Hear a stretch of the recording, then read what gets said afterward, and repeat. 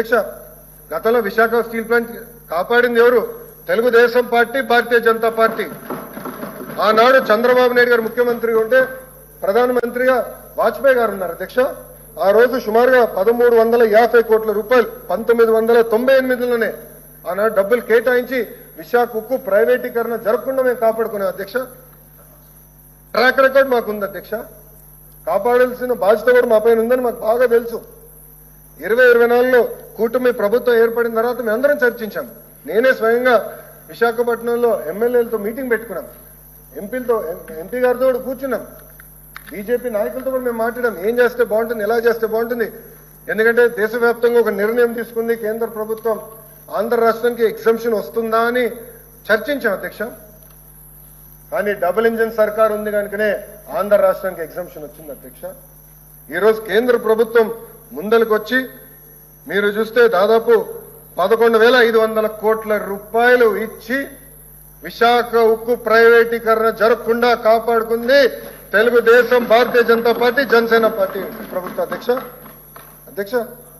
ఈ యొక్క ప్రోగ్రాం కోసం గౌరవ ముఖ్యమంత్రి గారు ప్రధానమంత్రి గారిని కలిశారు అధ్యక్ష. నిర్మలా సీతారామన్ మేడం గారిని రాత్రి 12:38 మా దగ్గర ఫోటో ఉంది, కావాలంటే మీ అందరు కూడా పంపిస్తా.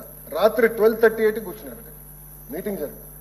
ఆ మీటింగ్ లో క్లించ్ చేశారు అధ్యక్ష, రివైవల్ ప్యాకేజ్ ప్రైవేటీకరణ జరగకూడదు, ఇది మా ఆంధ్రుల హక్కు, మాకు ఎమోషన్స్ అటాచ్ అయి ఉంది, కాపాడాలని మేము రిక్వెస్ట్ చేస్తే ఆ రోజు కుమారస్వామి గారు, సీతారామన్ మేడం గారు, ప్రధానమంత్రి గారు ముగ్గురు కలిసి ఏకంగా విశాఖ ఉక్కుకి పెద్ద ఎత్తున నిధులు కేటాయించారు, ఆదుకున్నారు అధ్యక్ష.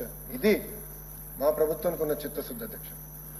మేము ఎప్పుడు ఢిల్లీకి వెళ్ళినా ఆంధ్ర రాష్ట్రం గురించి అడగంగా తప్ప సొంత ప్రయోజనాలు, సొంత కేసులు అవి మాఫీ చేసడానికి ఏనాడు మేము ఢిల్లీ గడపలు తొక్కలేదు అధ్యక్ష.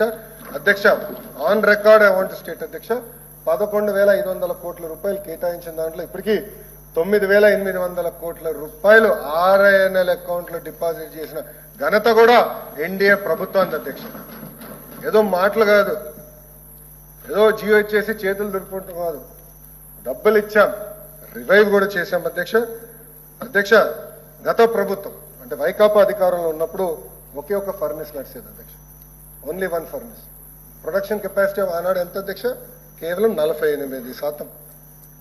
సుమారుగా 25,000 కోట్ల అప్పు ఉండేది అధ్యక్ష.